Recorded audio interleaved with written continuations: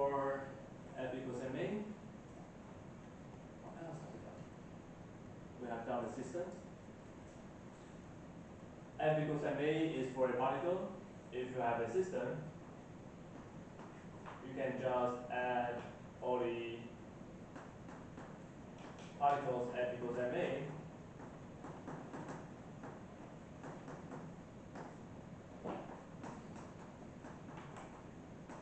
This is when you have a system, you add external force and internal force.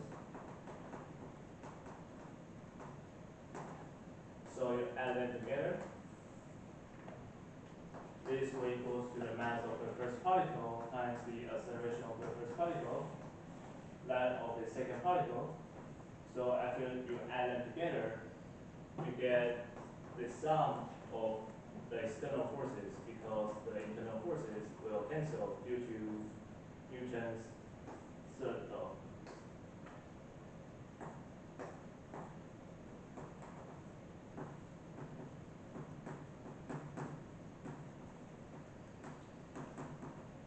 So to make this more useful, we define a center of mass, which is just the average of the particle's position.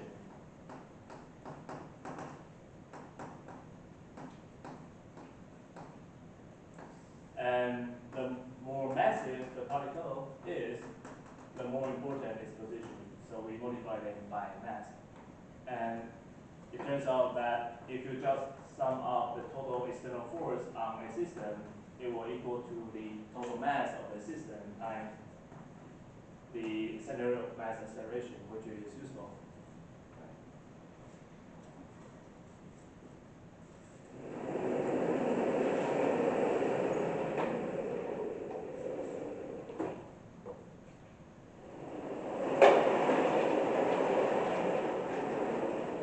So once we have something to deal with macroscopic object, let me just make sure the camera is on.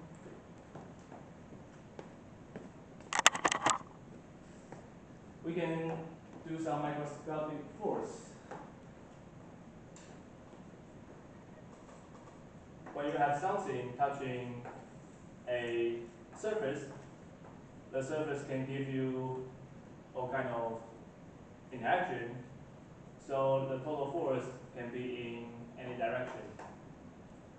We just decompose this force and call the component that is normal to the surface as normal force, and the component tangent to the surface as friction. Those are the definition of friction and normal force. So that's why friction is always tangent to the surface and normal force is always normal to the surface. That's how we define it, right? So because we only have definition, we don't have a formula. We don't have like gm over r squared for gravity. We can only solve it by given acceleration. So here we know the block is sliding along the slope, so the acceleration along this direction should be 0. Therefore, the total force along this direction should be 0. There's another force in that direction, which is gravity. Gravity do have a formula. It's going to be mass times gravitational acceleration around the surface of Earth. So you can decompose it into the component tangent and normal to the surface. And you know that these two should cancel, so the block is not accelerating in this direction. Okay? And you need to know how to get this component. If this is theta, then you can draw out gravity, and this slope, here is theta, here is 90 minus theta. So if you want the component normal to the slope, here is a 90 degree, which means this is theta. So when you go from gravity to when you go from hypotenuse to the opposite side, it's going to be mg sine theta. Okay? Any question with this? So in this case, normal force will be mg sine theta. This is how you solve for normal force. You know the acceleration, and you figure out the sum of the force, and solve for normal force. And for friction, if it is static friction, then you just solve for it like how you solve for normal force. In this case, this is sine, so you know this is cosine. So they should cancel if the block is not moving.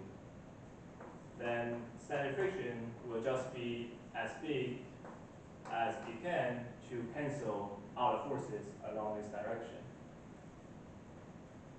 But if it is sliding, so first of all, this static friction should be smaller than coefficient of static friction times normal force.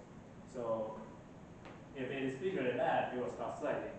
And when it starts sliding, it turns into kinetic friction, which becomes mu k times L.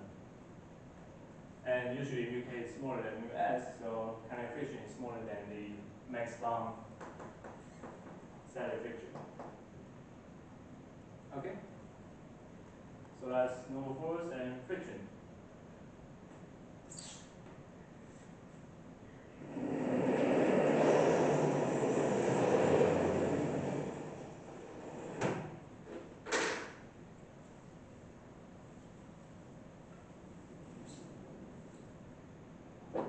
And if you have a string, you can translate the force into the direction you want. If the pulley is like this, then there's only one force pushing or pulling the block. There's only one string pulling the block, so you need to apply as much force as you need to lift up the block. But if you have a pulley system like this,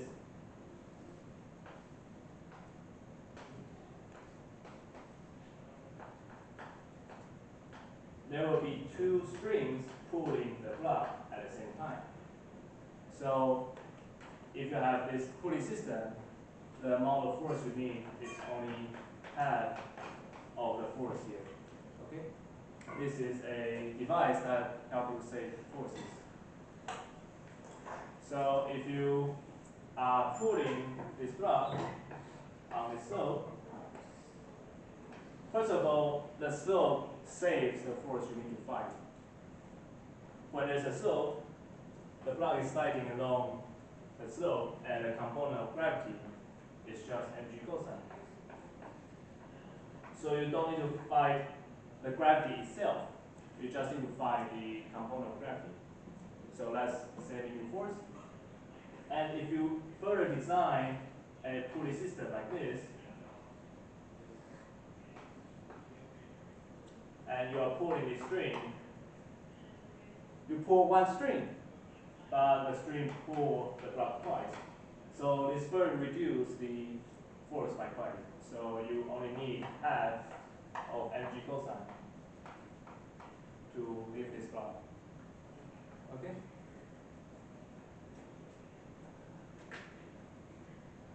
Did I miss anything?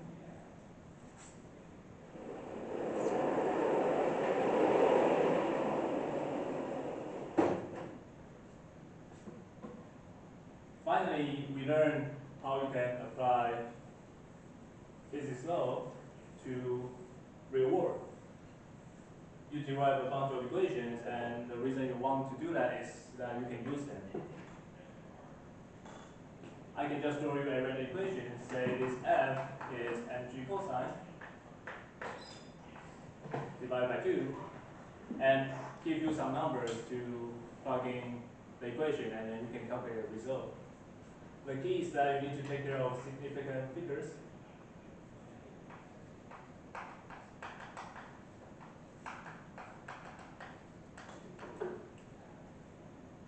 If I tell you the mass is 2 kilogram, 0.0, it means that there are two significant figures. So when I tell you gravitational acceleration is 9.813669.7 meter per second squared, you know all this extra digit is useless because they will be washed out by the uncertainty in the math.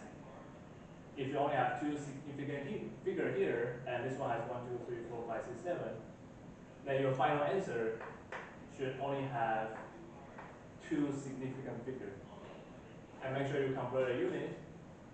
Mass is going to be 2.0. Just plug in a unit like doing algebra. G is 9.8. You know the rest doesn't matter. Second squared divided by 2. Let's say I give you angle is 60.0000 degree. You know all this extra certainty, all this extra position is useless because you do not have the measurement precise enough to determine the mass of the block. So if you plug in cosine 60, it's going to be 1/2, and you get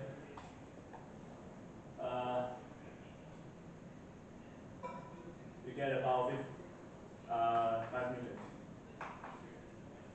So this is significant figure, and this is unit conversion. You need to know how to do this for any random formula I give you. Any question? I think that's all for midterm, right? You have to get anything?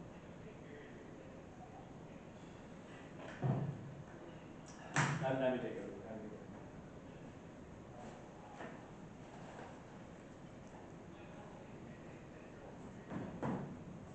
Yeah.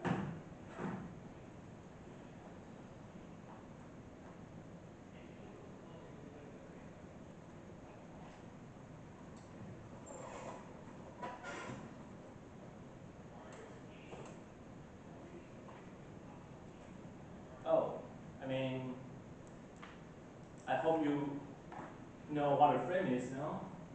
I hope you know by now what is a frame.